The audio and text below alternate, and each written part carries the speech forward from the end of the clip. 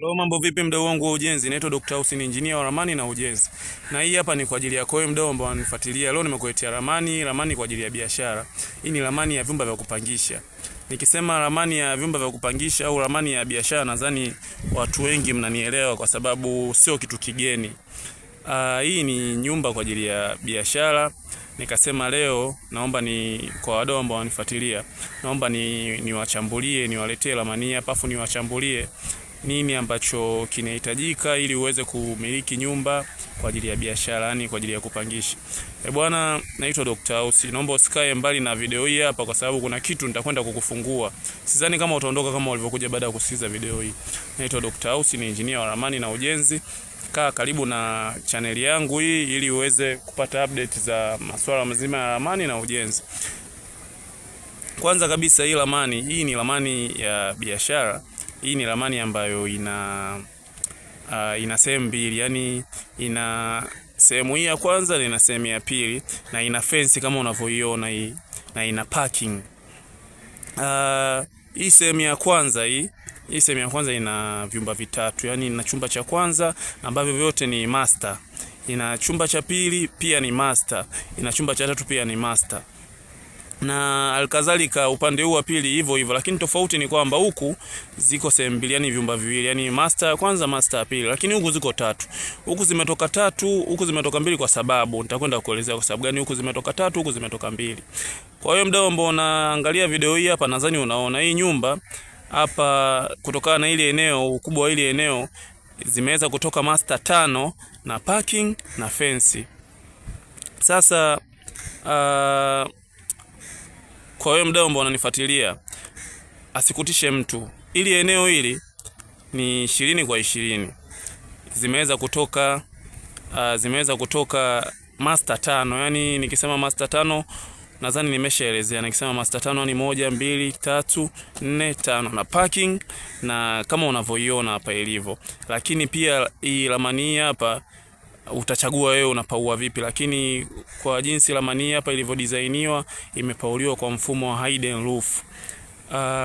Naomba niende nikakupeleke kwenye floor plan yake ya ramani hapa.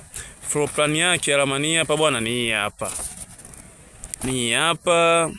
Leo nimeona niongee kwa vitendo. Hii ndo floor plan yake. Bwana, sidhani kama hapa mtakuwa mnaona. Lakini nadhani tuko pamoja.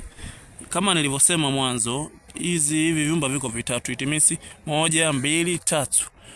Sijui kama mnaona huku 1 2. Hivi sio vyumba.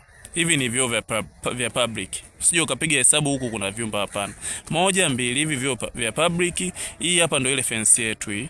Fence yetu, na hapa ndo limekaa lile geti. Nadhani huku inaonekana huku ambapo ndo hichi hapa hichi. Ndo hichi ambacho mnakiona huku. Umeona hii ndo plan yetu. Hii bwana mimi mwenyewe nimeipenda hii. Ndo zile za upande huu wa huku. Hii nitaomba nisielezee sana kwa sababu najua wadau wangu wanakuwa na tabia ya kuiba, ya kuniibia ramani, afu anaenda kuzifanyia kazi wao. Kwa hiyo nimeona tu leo nifanye hivi kwa ajili ya watu ambao wananifuatilia, wasikae muda mrefu pasipo. Yani hichi ninachokionyesha ndo floor plan ya ramani hapa, ni nyumba hii ya ramani ambayo nimekaa hapa natengeneza, naandaa hii content yake.